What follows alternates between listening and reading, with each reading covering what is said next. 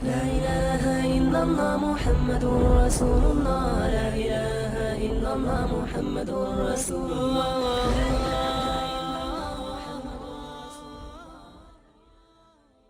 Bismillahirrahmanirrahim. Assalamualaikum warahmatullahi wabarakatuh. Alhamdulillah. Alhamdulillahilladzi hadana li hadza wa ma kunna linahtadiya laula an hadana Allah.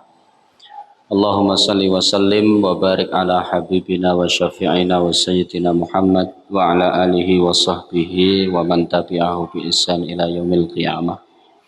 Raditu billahi rabba wa bil islami dina wa bi muhammadin nabiyya wa rasula rabbi zidni ilma warzuqni fahma amma ba'du. Bapak Ibu hadirin hadirat rahimakumullah, alhamdulillah, puji syukur atas nikmat Allah, salawat serta salam semoga terlimpah kepada Rasulullah sallallahu alaihi wasallam. Bapak Ibu yang dirahmati Allah, malam ini kita akan bahas sunanus sholah, sunnah-sunnah di dalam sholat. Tetapi sebelumnya akan kita habiskan dulu bab rukun sholat. Masih 2 poin, yaitu tumakninah dan tartib. Nah, kita akan terangkan singkat secara padat, ya. Yaitu tumakninah. Setelah kita bahas rukun-rukun sholat yang sudah kita terangkan dengan cukup detail sesuai dengan kapasitas keilmuan kami, itu ada 2 rukun yang tidak termasuk dalam gerakan. Yang pertama tumakninah, yang kedua tartib. Jadi tidak berbentuk gerakan, tapi berbentuk ngelegakne, sebuah ngelegakne pokoknya. Yang pertama adalah tumakninah. Tumakninah itu apa? Tumakninah sebagaimana telah kita sebutkan kemarin, tumakninah adalah berhentinya setiap tulang setelah memposisikan pada posisinya masing-masing dengan kadar ukuran sekitar 1 kali tasbih. Ini tumakninah.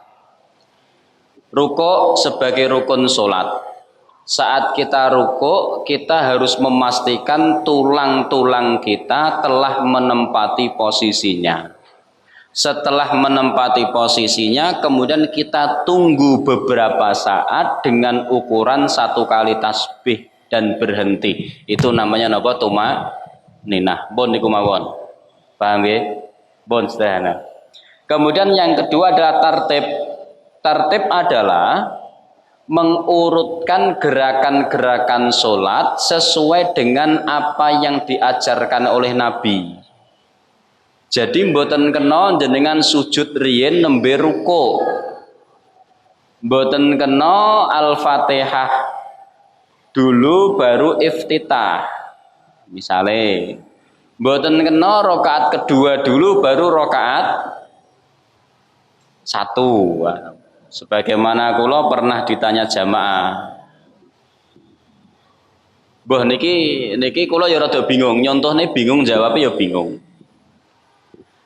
Ketika orang masbuk sholat maghrib, datang jamaah di rakaat ketiga. Paham ya? Di rakaat napa ketiga. Dia bingung. Bingungnya bagaimana? Setelah melanjutkan itu, setelah dia sholat sendiri, itu rakaat piye? Berarti sholat maghrib niku ketika itu dia tahiyatnya 3 nggih. Bersama imam tahiyat akhir, melengkapi sendiri terus tahiyat pertama, terus nanti tahiyat akhir lagi. Akhirnya rakaat kedua niki mboten tahiyat. Mau kan wis tahiyat. Terus rakaat kedua dia bangun jari, ini rakaat pertama saya. Sedangkan tadi rakaat ya mboten kena. Napa mboten kena paham nggih? Jadi mikirnya saking jelimete dia sampai mikir seperti itu. Jadi tidak usah dipikirkan, semua orang sudah tahu kalau dia masbuk rakaat ketiga berarti setelah itu rakaat kedua. Kudune kan ngoten. Lah kenapa? Karena yang kita ketemunya dengan hadis innama ju'ilal imam liyutamma bihi. Niki termasuk panjenengan sing mirsani imam sujud sahwi tapi orang menangi salahe. Ngeten nggih. Misalnya salahnya imam itu ada di rakaat kedua. Jenengan gabung di rakaat ke-4 sebelum salam si imam sahwi. Jenengan ya kudu derek sahwi. Ora ngono lho, aku kan ora menangi salah kok dadak melu sahwi kan ora melu salah kok melu. Nah, ini namanya struktur imam tuh liyuk tamabi untuk diikuti. Maka kan dulu sering kami sampaikan, kalau kita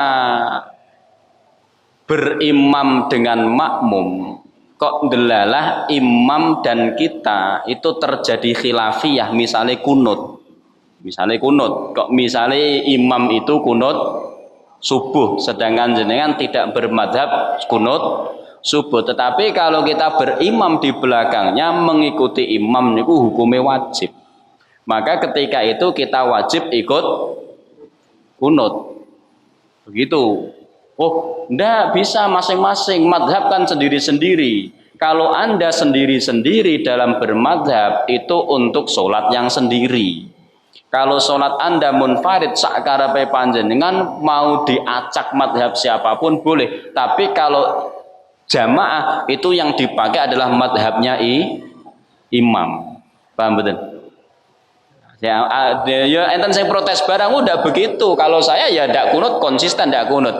Konsisten itu ketika munfarid, tetapi ketika jamaah harus ikut imam. Karena innama ju'ilal imam liyutamma bi, sampai Nabi mengatakan idza shalla jalisan fasallu julusan ajmaun. Kok imamnya lumpuh ndak bisa berdiri, ngimami duduk, maka semua sholat duduk.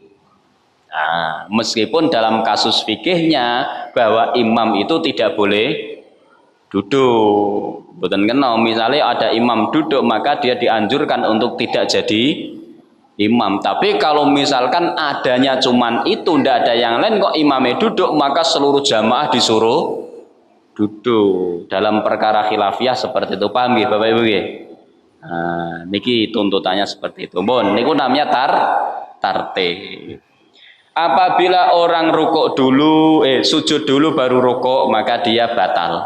Atau dia kemudian secara sengaja loh, secara sengaja. Tapi nek mboten sengaja, maka ada sujud sahwi. Ngoten, pun. Sedangkan bagaimana mentartibkan rukun-rukunnya, ya tentu panjenengan belajar fikih. Ngoten, niku penutup dari rukun-rukun sholat. Ada berapa poin? Ada sekitar 11 poin. Apal napa mboten niku lho nggih mboten apal. Lah kok mboten apal, kangelan ngapal nih wong buka kitab rampung kok napa malah gadah kitabe selesai kan. Yang jelas standar gerakannya kita sudah menghafalnya. Yang berikutnya sunanus sholah, sunnah-sunnah di dalam sholat, gerakan-gerakan yang menjadi sunnah di dalam sholat, yang kemudian ini menjadi kontroversi besar sehingga membuat gerakan sholat kaum muslimin itu berbeda-beda. Mulane nek panjenengan kok mboten nrimo perbedaan pendapat, sholat ki sing bener aku, kudu kaya ustadku, niku berarti buka kitabe kurang kathah.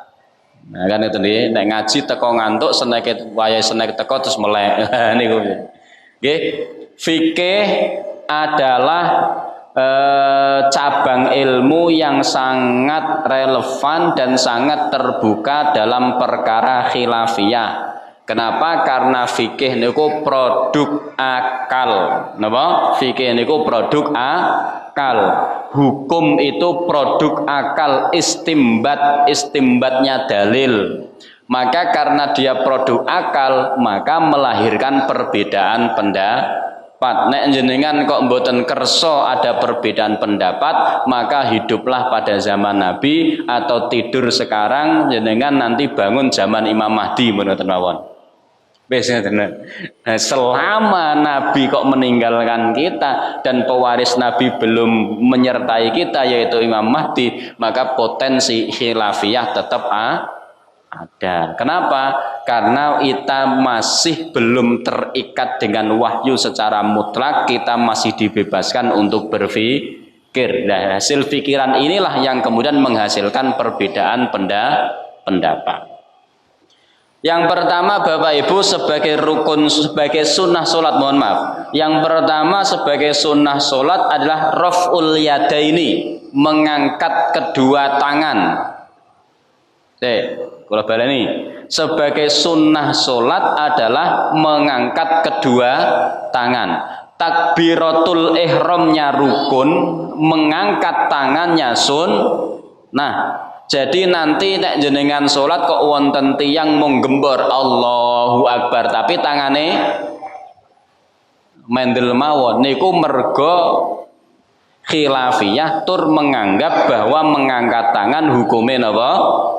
Sunnah. Paham betul? Paham ya?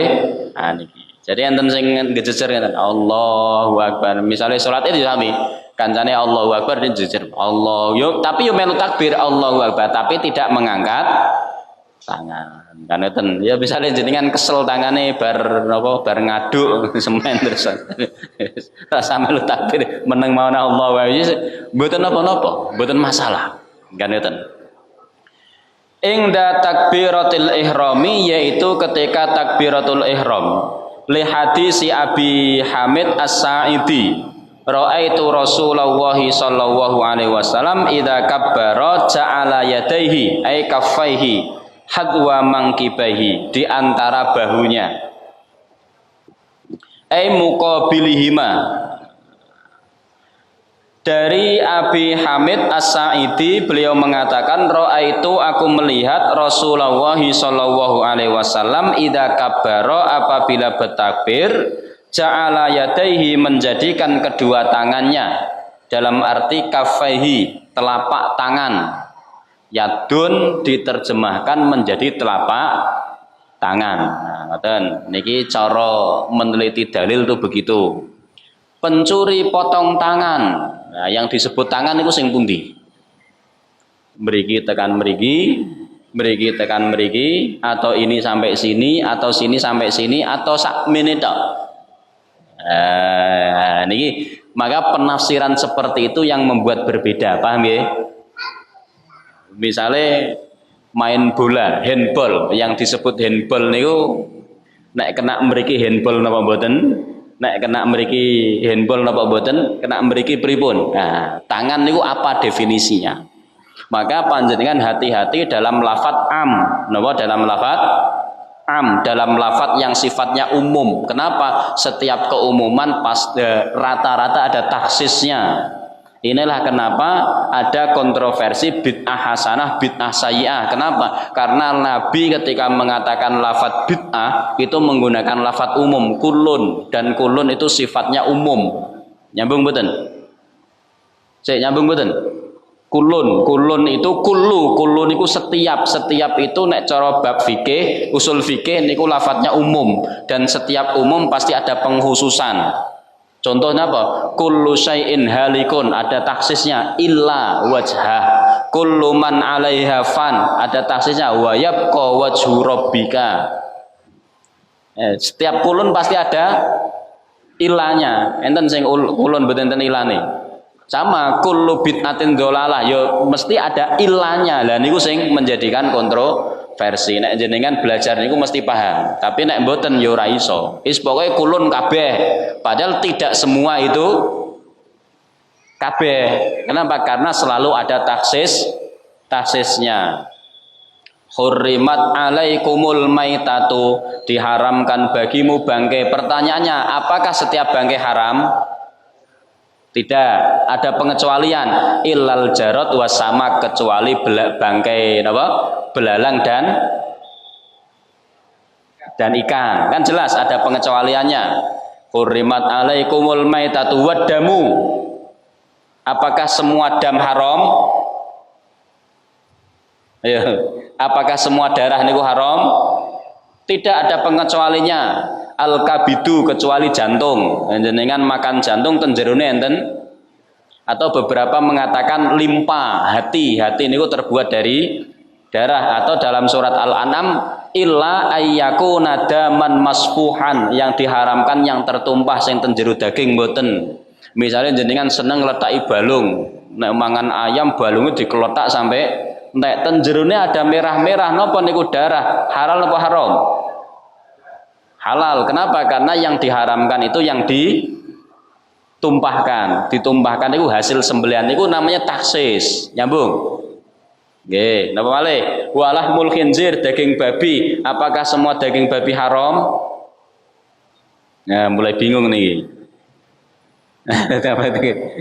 Tidak, kecuali mereka yang terdesak pun 5 dina mboten makan. Semua itu ada taksisnya. Lah ini yang jadi kontroversi. Mulane orang nek belajar fikih niku nek ngaji niku guyu-guyu penak seneng. Napa malih dalu niki enten opore, walah tambah seneng. Opor napa lontong niki mangke? Oh lontong opor.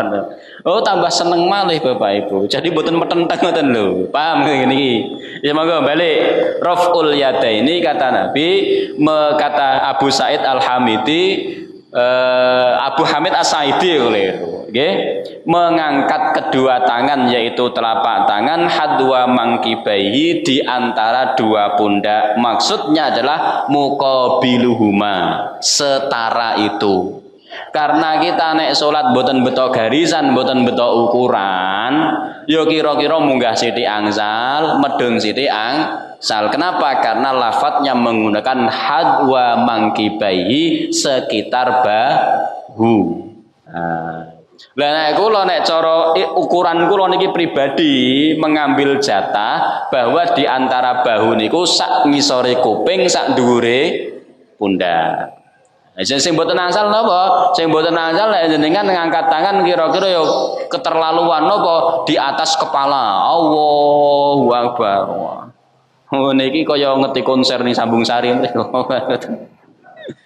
Niku kenapa itu berlebihan? Sama ketika Abu Hurairah wudu, itu ketika beliau membatasi wudu niku sampai pundak. Para ulama mengatakan masih boleh. Kenapa? Masih batas wajar. Lah kira-kira ngebyur tangan karena saking napa saking pengene buruk besok di akhirat tak lebihkan terus digebyur tekan gulu-gulune. Lah niku baru berlebihan. Jadi ada batas berlebihan, ada batas kekurangan. Ngoten nggih. Paham mboten? Niki. Bapak Ibu yang dirahmati Allah, maka mengangkat tangan adalah di antara pundak. Atas sedikit boleh, bawah sedikit nggih mboten masalah. Wa huwa madhabu Malikiyah wa Syafi'i, dan ini adalah madhab Maliki dan Syafi'i.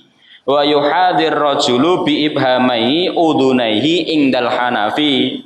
Menurut Hanafi, seorang yang takbir mengukur itu dengan jempole lurus telinga. Sinten? Hanafi. Allah. Lah niki ukurane niki.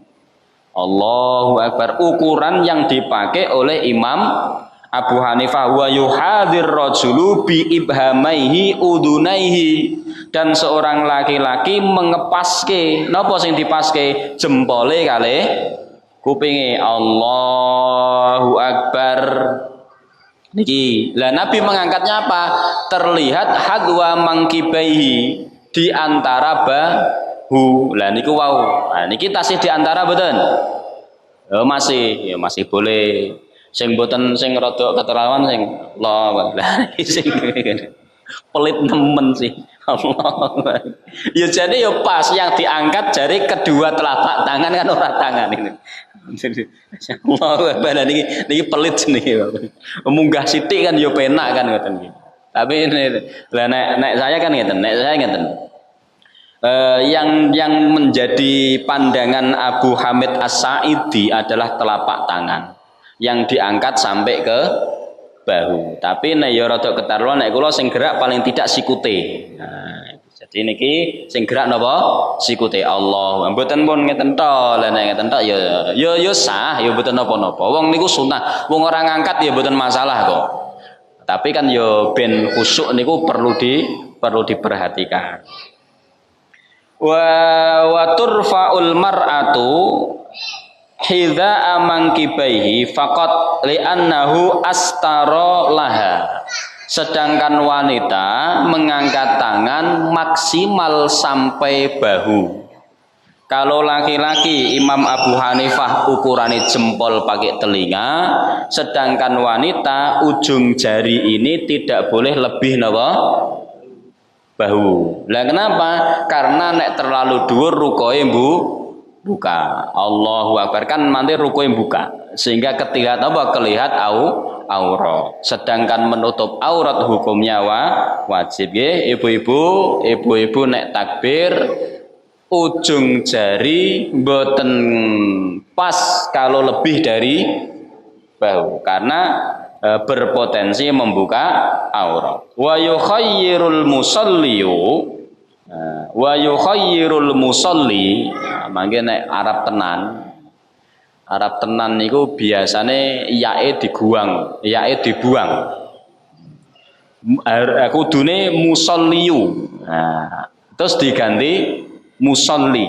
Wa yukhayyarul musalli. Ya kudune ngaten. Mboten saterangke mangke dadi bingung. Angel. Ingdal Hanabilati fi raf'il yadai baina ahadil amroini. Sedangkan Hambali bebas. Nggih, bebas mau pilih yang mana saja, silakan. Wa yusannu aidan ingda Syafi'i wal Hanabilati khilafan li ghairihim ingda ruku'i wa ingda raf'il minhu. Kemudian yang sunnah mengangkat tangan, nggih, tadi yang pertama adalah takbiratul ihram. Apa itu takbiratul ihram? Takbir pertama kali di dalam membuka salat. Sekaligus mengingatkan kembali sing nek masbuk mboten takbir, nggih. Tasenten sing nek masbuk mboten takbir. Begitu sampai baris terus rukuk. Mboten takbir. Lah niki rada kurang pas. Kenapa? Meskipun Nabi mengatakan kalau ikut sholat jamaah masbuk langsung ikuti gerakan imam. Tapi yang namanya miftahus sholah niku takbir ya kudune takbir riyen, mboten terus baris langsung rukuk, mboten ya kudu takbir dulu Allahu Akbar. Lah nanti sing ditinggal napa iftitahnya. Mbon niku. Jamaah yang dirahmati Allah. Nggih, yang pertama adalah raf'ul yadaini ketika takbiratul ihram. Yang kedua, mengangkat kedua tangan ketika ingdar ruku'i dan setelah iktidal. Setelah iktidal setelah dari ruku.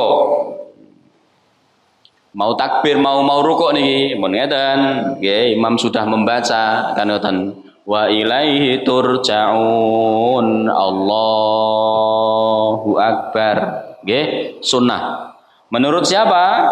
Syafi'i dan Hambali. Ya, jenengan boleh misalnya ngeten langsung takbir Allahu Akbar boleh. Tapi menurut Hanafi dan Hambali dan Syafi'i angkat tangan dulu Allahu Akbar. Lah mangke dari ruku ngangkat tangan juga. Sami Allahu liman hamidah. Nek makmum sing taos Allahumma rabbana walakal hamd. Nah, ngangkat tangan. Wa indal qiyami ila rakaati salisah dan ketika berdiri ke rakaat ketiga setelah tahiyat awal. Jadi setelah tahiyat awal, nggih monggo. Setelah tahiyat awal bangkit untuk rakaat ketiga Allahu Akbar. Ada sunnah namanya napa angkat tangan. Tidak semua berdiri mengangkat tangan. Yang mengangkat tangan cuman di rakaat ketiga setelah napa Nek rakaat kedua mboten, ya misalnya jeneng sujud Allahu Akbar, setelah duduk istirahat sebentar, kemudian berdiri langsung sedekap. Tapi kalau itu rakaat ketiga takbir dulu Allahu Akbar. Lah niku paham nggih? Kemudian mboten. 1 napa? Takbiratul ihram. 2 takbir ketika mau rukuk. 3 takbir ketika ketika bangkit dari rukuk. Kemudian yang keempat takbir ketika bangkit dari rakaat kedua. Niki paham nggih? Niku 3 posisi rukuk. Hadisnya pripun? Hadis muttafaq alaihi dari Ibnu Umar qala kana nabiyyu sallallahu alaihi wasallam idza qama ila sholati rafa'a yadayhi hatta yakuna bihadwa mangkibaihi summa yukabbiru fa idza arada ayyarka'a rafa'ahuma misla dalika wa idza rafa'a ra'sahu minar ruku'i rafa'ahuma kadzalik wa qala sami Allahu liman hamidah rabbana walakal hamdu rawahu isnani wa isruna sahabiyan. Hadis diriwayatkan oleh 22 orang sahabat, berarti termasuk hadis masyhur yang kemudian menjadi dasar yang paling kuat.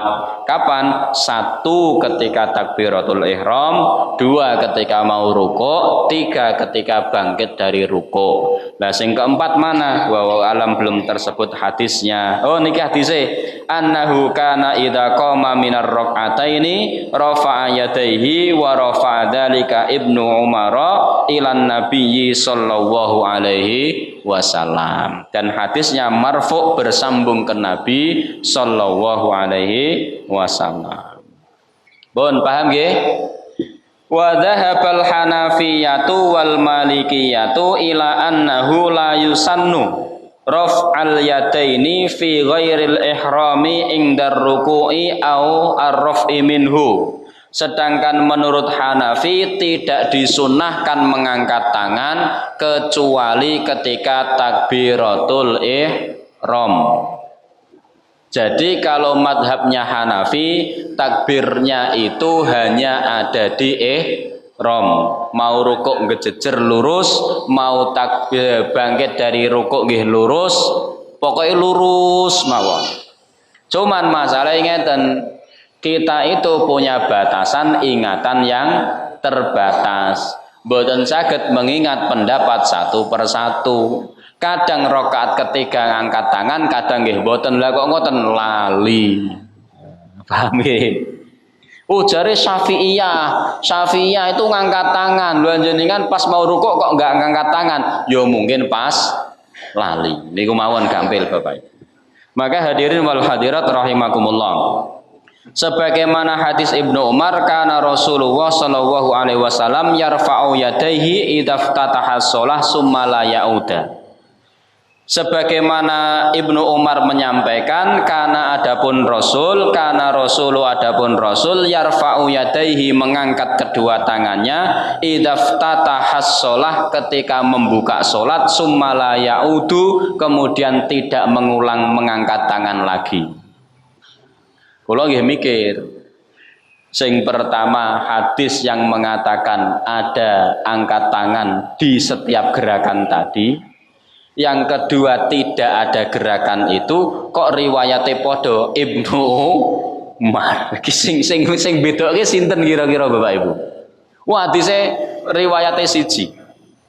Lha kok sing siji angkat tangan, sing siji mboten. Padahal sing ngriwayatkan hadis sama. Ya mungkin sing masalah sak ngisore Ibnu Umar, atau mungkin Ibnu Umar niku suatu ketika melihat itu, suatu ketika melihat itu. Maka sebagaimana biasa kami sampaikan, kira biasa niki tidak dalam rangka menghakimi, tapi memang istilahnya begitu. Nabi niku inkonsisten. Kadang ngangkat tangan, kadang mboten. Lah kebetulan sing mirsani ngangkat tangan nggih Ibnu Umar, kebetulan sing mirsani mboten ngangkat tangan nggih Ibnu Umar. Maka riwayatnya dua. Lah sehingga apa yang kita kerjakan, nggih, apa yang kita kerjakan itu kadang sok santai. Kadang angkat tangan, kadang boten mawon. Maka dalam salat niku, dalam berfikih niku jenengan pun bebas mawon. Bebas nggih, mboten usah terikat kudu angkat tangan nggih mboten, kudu tidak angkat tangan nggih mboten. Sebagaimana Nabi sok kadang demikian. Lah inilah yang dikatakan oleh Nabi ikhtilaful ulama rahmatun. Perbedaan pendapat di antara ulama niku kasih sayang. Mbah hadis dhaif, mbah hasar, mbah alam, yang jelas sebagai orang yang belajar fikih, saya melihat betapa rahmatnya ikhtilaf ini. Sehingga kita bisa menikmati sholat tanpa harus terlalu mikir dalam. Paham betul Bapak Ibu? Misalnya jenengan orang yang fanatik dengan sunnah, pokoknya kudu ikut sunnah Nabi. Kalau tidak ikut sunnah Nabi kurang puas. Saking idealisnya pokoknya setiap sunnah Nabi harus dikerjakan. Jebule ngangkat tangan niku sunnah Nabi, tidak angkat tangan juga sunnah Nabi. Kan repot nih Bapak Ibu. Kan repot kalau terlalu idealis. Maka kula pesen belajar fikih niku santai. Sehingga orang fikih niku nek ditanya kan gampang. Di dalamnya ada dua pendapat wis ngoten mawon. Jadi rampung nggih, penak Bapak Ibu yang dirahmati Allah. Pun ngoten. Niki masalah mengangkat tangan yang disunnahkan oleh Nabi Shallallahu alaihi wasallam. Monggo diingat-ingat bersama. 1, napa wau? Takbiratul ihram. 2, hendak rukuk. 3, bangkit dari rukuk. 4, bangkit dari rakaat kedua. Mau rakaat ketiga lah. Bangkitnya kan dari rakaat kedua. Paham nggih? Nek kula jawabane ngeten, setelah tahiyat. Napa setelah tahiyat dieling-eling, setelah tahiyat bangkit angkat tangan. Ngoten, gampil.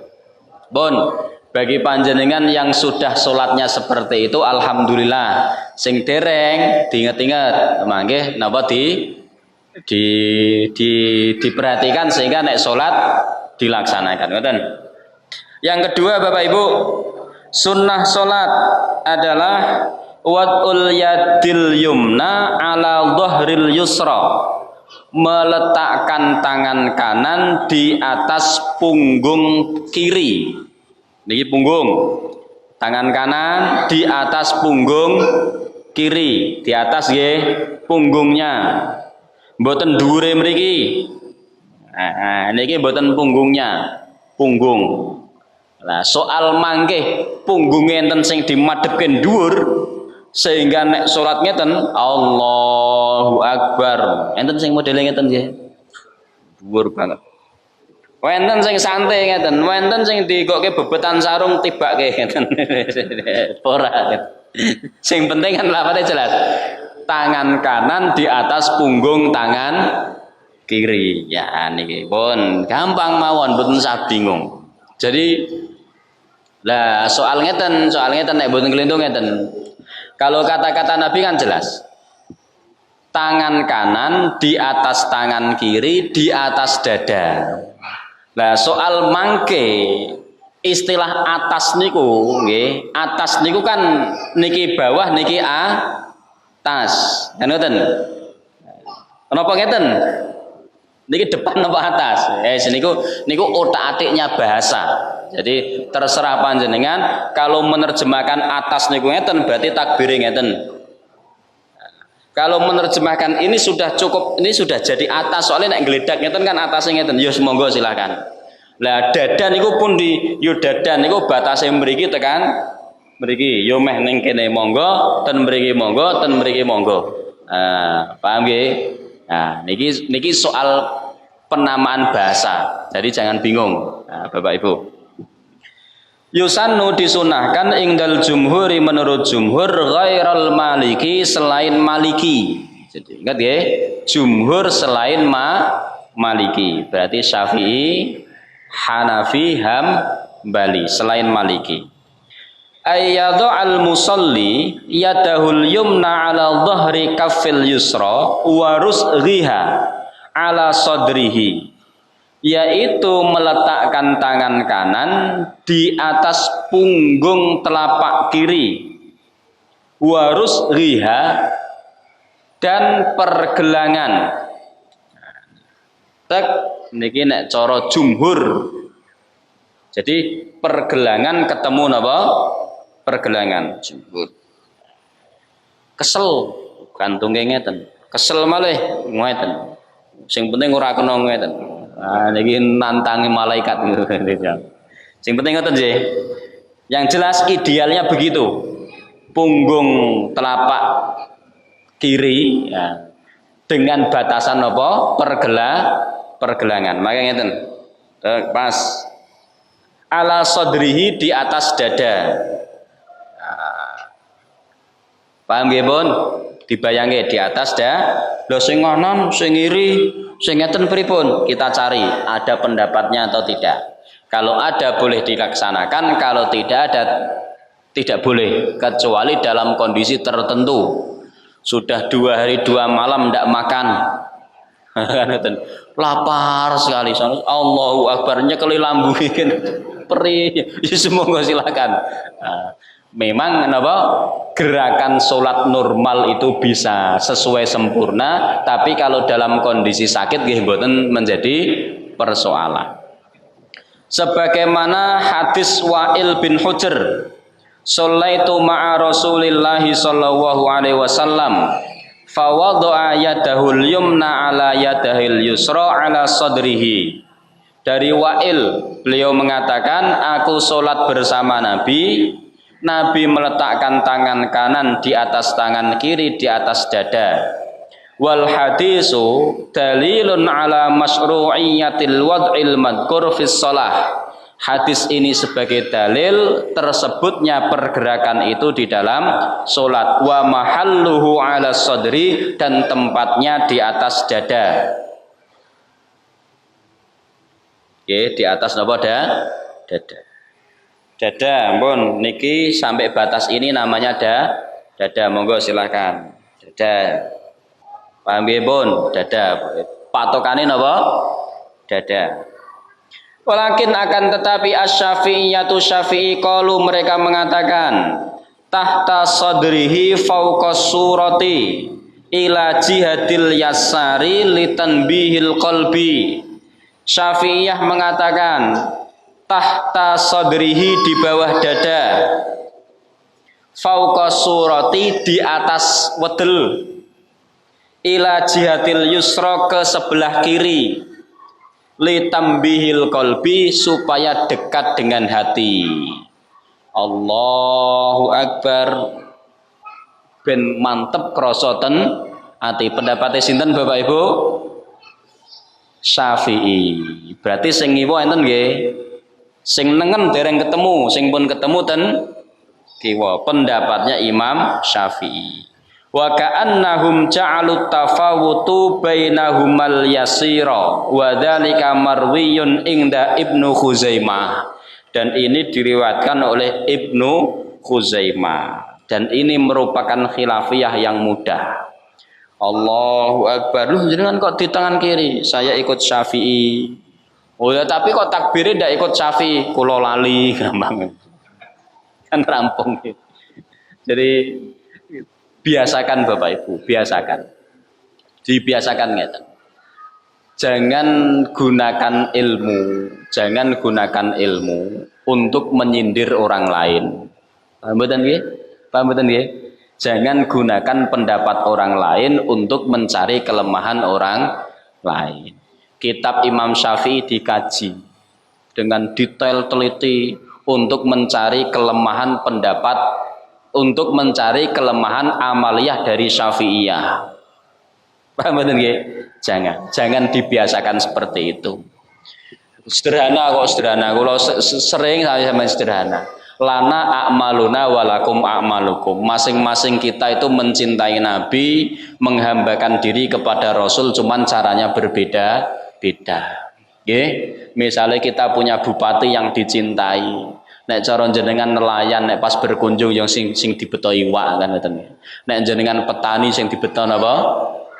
Pari. Pun ngoten mawon lah, sesuai kondisi masing-masing. Jadi niki ya, amal kita berbeda-beda, tapi saya yakin semua hamba Allah, semua umat Nabi niku mencintai Nabi. Jangan sok-sokan manhaj saya adalah Al-Qur'an Sunnah. Memang ada orang Islam yang manhajnya Injil Taurat. Mboten primbon enten mboten. Ndak ada. Semua umat Islam niku manhajnya Al-Qur'an Sunnah. Cuman metode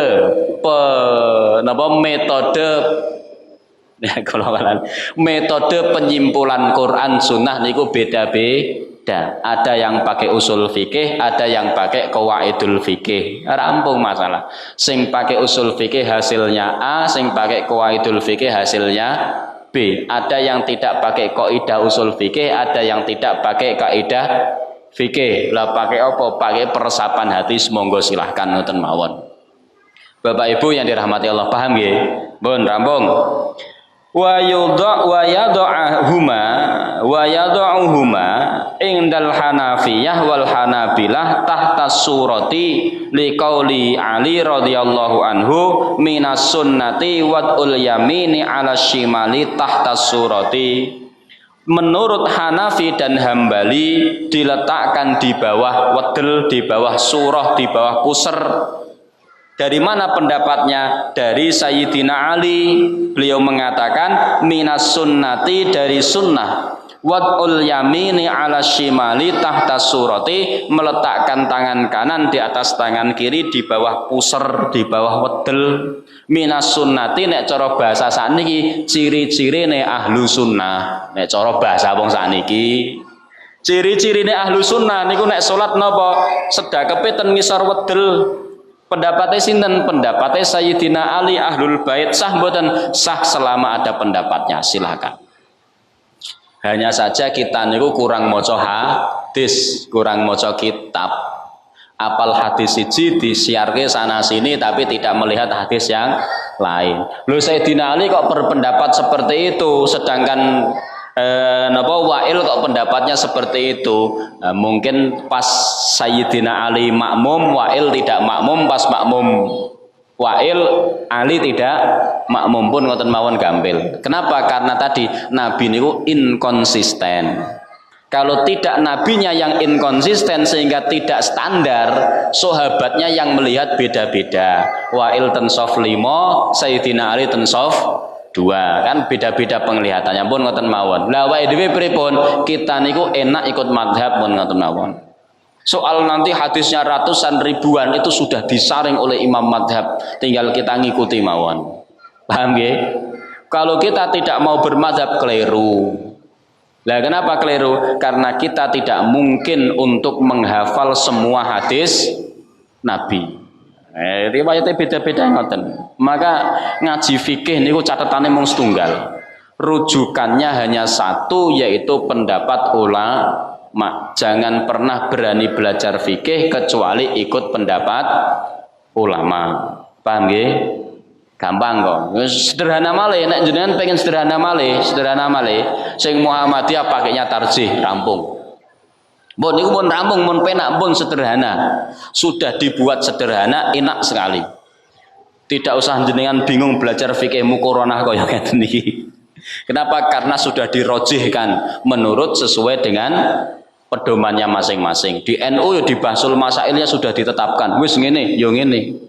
Lah kan ngoten. Kok jenengan seneng nyebrang rono, seneng nyebrang rene, mboten masalah. Yang jelas kita punya pendapat, orang lain punya pendapat. Siapa yang benar? Wallahu a'lam bishawab. Mangke nek ketemu Gusti Allah ditangkeletke bareng-bareng mawon. Sing bener Muhammadiyah sing mboten kunut apa NU sing kunut ya Allah. Mboten penting, sing penting mlebu swarga kabeh. Dan akhirat niku kunut mboten kunut pun mboten penting karena sudah tidak ada salat. Tewas dibahas malah mboten salat kan ya masalah. Wa dhahabal malikiyah ila annahu yungdabu irsalul yadaini fis shalah biwaqarin la bi quwwatin.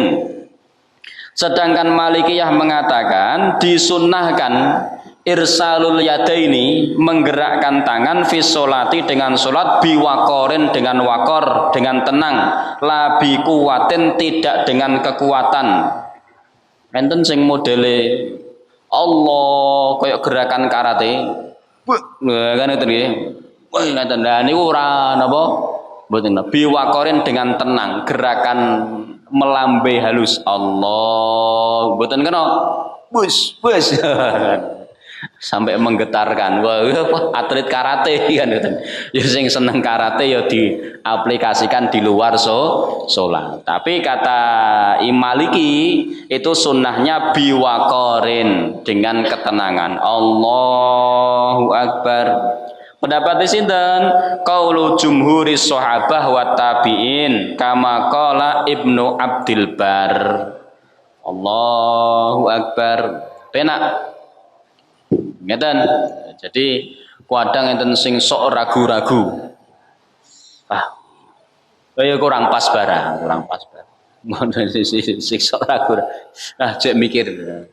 Jadi inti kula inti pengambilan inti salat itu disebut khusyuk. Itu intinya ada di gerakan salat. Bukan ada di pikiran atau kondisi hati. Saya sholat kok sing dipikir utang wae. Itu tidak menjadi tuntutan fikih. Yang menjadi tuntutan fikih niku gerakan Anda terlihat sempurna. Soal hati sempurna napa mboten niku mboten dihitung. Kecuali nanti panjenengan ingin meraih gelar tersendiri, sholat khusyuk yang kemudian dengan khusyuknya sampai lupa daratan. Wah, niki silahkan Bapak Ibu yang dirahmati Allah. Ngoten nggih. Beda wong biyen salat khusyuk begitu takbir Allahu Akbar, gempa mboten melayu. Kenapa mereka tidak lari? Karena mereka tidak merasakan. Saking khusyuknya mereka tidak merasa gempa. Wong sakniki krasa gempa mung ora melayu, meksa diri wis pokoke mati salat alhamdulillah. Niku beda malih. Orang dulu tuh begitu. Paham nggih? Bapak Ibu yang dirahmati Allah. Ngeten. Nomor 2. Ada pertanyaan sebelum kita lanjut Bapak Ibu, monggo silahkan.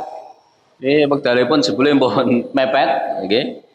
Baru 2 poin. Enten pertanyaan monggo silahkan kalau perlu ada yang ditanyakan.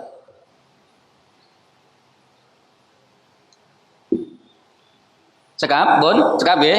Oke, tambah satu lagi Bapak Ibu, ketinggalan pun pada kelaparan dan sudah mempersiapkan diri sengaja tidak makan. Masalahnya pun ditulis enten tulisannya. Yang terakhir Bapak Ibu, memang kudu ngoten, ngamal kudu ngemil. Nek mboten ngemil jamaah ngomel. Ngaji tok mangko solutif. Jadi Islam itu solutif. Afsus salam atimut to'am. Orang tidak sempat ngaji bingung golek mangan. Wong ngaji dikasih mangan. Lah memang kudune ngoten. Pas mengoten. Ngaji tok urusan ati, sedangkan wong niku urusane perut. Maka perut dan hati kudu jadi satu. Maka beruntunglah panjenengan yang berangkat ngaji terus bawa niku mulai beruntung. Karena niku afsus salam wa atimut to'am, gandengane mesti ngoten. Doa taujih atau doa istiftah. Doa taujih atau doa istiftah hukumnya sunnah lali mboten napa-napa. Ampun dibaleni. Wah, wis Fatihah amin. Wah, durung istiftah baleni mboten. Kenapa? Karena istiftah niku hukumnya sunnah. Langsung saja, kontroversi doanya enten 2. Yang pertama, sebenarnya banyak. Kalau saya baca di doa di Ibnu Katsir itu hampir ada sekitar 15 versi doa istiftah yang dibaca oleh Nabi Shallallahu Alaihi Wasallam. Yang pertama menurut Hanafi dan Hambali. Menurut sinten? Hanafi dan Hambali. Subhanaka Allahumma wa bihamdika wa tabarakasmuka wa ta'ala jadduka wa la ilaha ghairuka. Riwayatnya sinten? Riwayat Aisyah.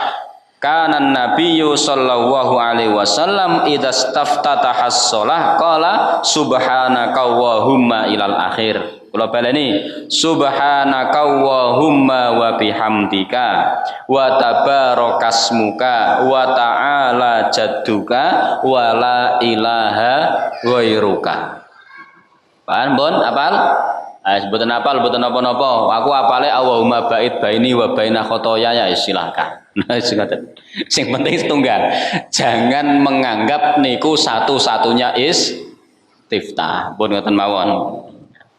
Kemudian yang berikutnya sighah menurut Syafi'i wa inda Syafi'i wajjahtu wajhiya lilladzi fataras samawati wal arda hanifa musliman wa ma ana minal musyrikin inna sholati wa nusuki wa mahyaya wa mamati lillahi rabbil alamin la syarika lahu wa bidzalika umirtu wa ana minal muslimin.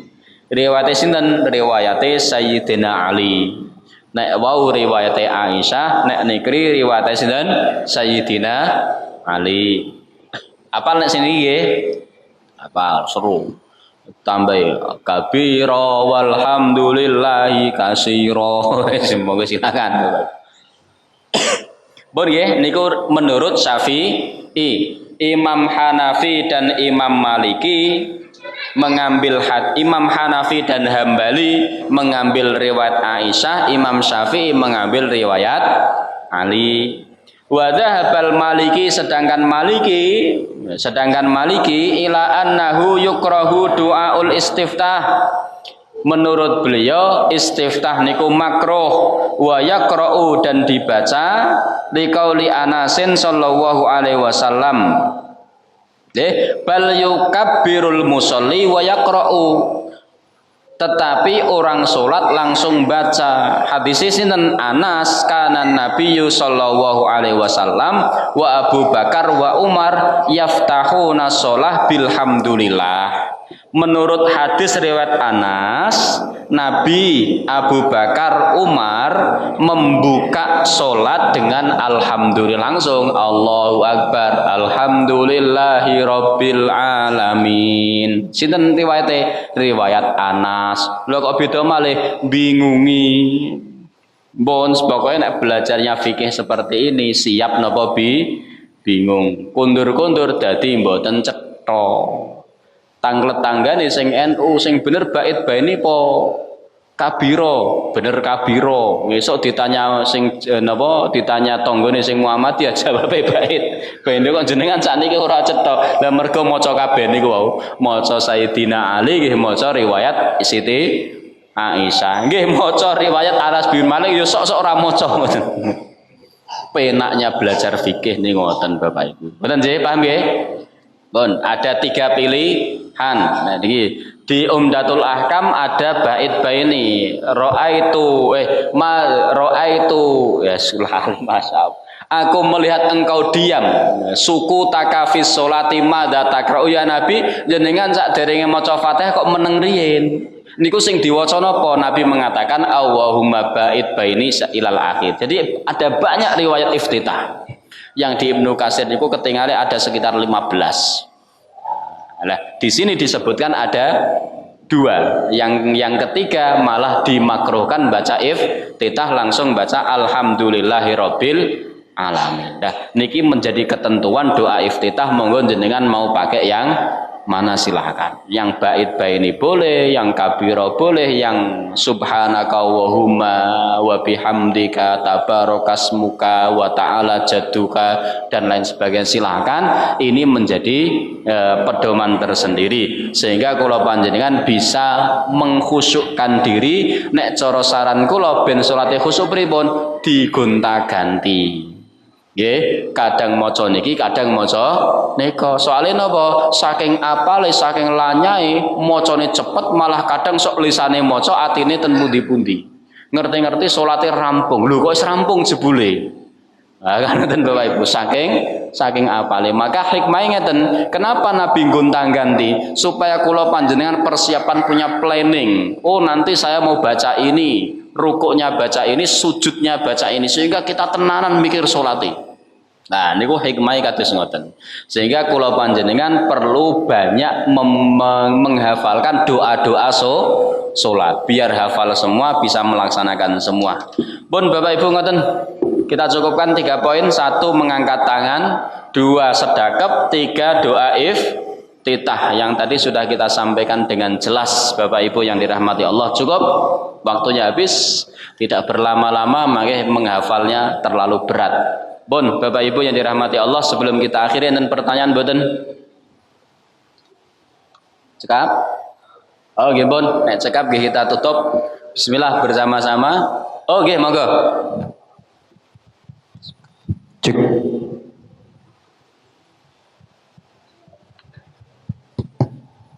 Assalamualaikum warahmatullahi wabarakatuh. Waalaikumsalam. Ustadz, ini di luar tadi yang dibahas Ustadz. Oke. Boleh ya Ustadz ya. Kadangkala ketika sholat itu kita menahan BAK Ustadz. Menahan BAK, menahan mau pipis gitu loh.